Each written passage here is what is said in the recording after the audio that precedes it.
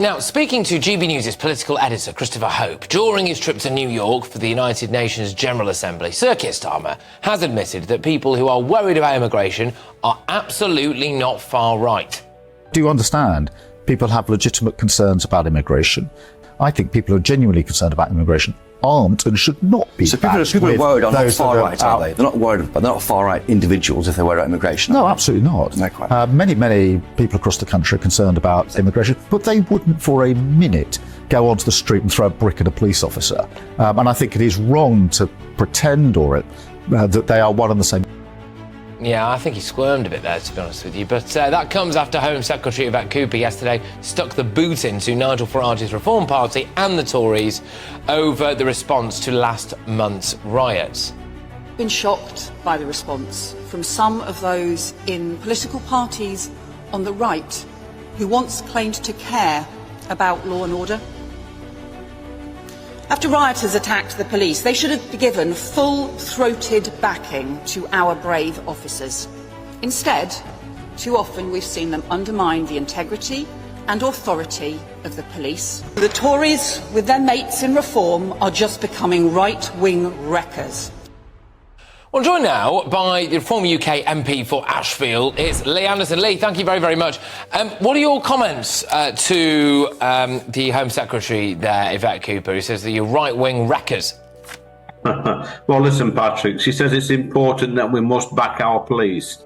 I've not seen anybody in the Labour Party, including Yvette Cooper, backing those brave police officers who had that bit of a problem at Manchester Airport 6 or 7 weeks ago. I think it's a little bit rich coming from her. Look, she's shown already, Patrick, in the short time she's been Home Secretary, since July, that she's completely out of her depth. And if she thinks that, attacking Reform voters, and calling them out at every single opportunity as far-right racist, if she thinks that's going to win the 4.1 million Reform voters back to the Labour Party, then she's completely out of touch. Honestly, mate, I'm gobsmacked at this new government. Gobsmacked. There appears to be a bit of a discrepancy here. So Keir Starmer has now finally come out and said, well, not everyone with a legitimate concern about immigration is far right. Do you think he really means that, or do you think he would just call anyone far right at the drop of a hat if he had half the chance? To be honest with you, Patrick, I don't think he knows what he's doing from one day to the next. He's making gaffes all over the place. He's been an absolute disaster. He's probably the most unpopular Prime Minister in my lifetime. He's only been PM for about 10 weeks.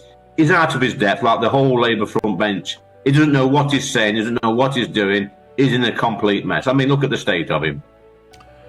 Release the sausages was probably a personal highlight, and I was quite annoyed I was off yesterday, to be honest, because I would have quite liked to have reacted to that. I couldn't quite make out exactly what he said at the time, but yeah, whatever it was, release the sausages. Not a particularly good thing. But do you think though, Lee, that when he's saying things like, "Look, okay, I now understand that everyone can have legitimate concerns about immigration, and we need to have a debate about that," that actually he's moved a bit there, that maybe he is now waking up to the idea that people do actually care about whether or not their local area changes forever?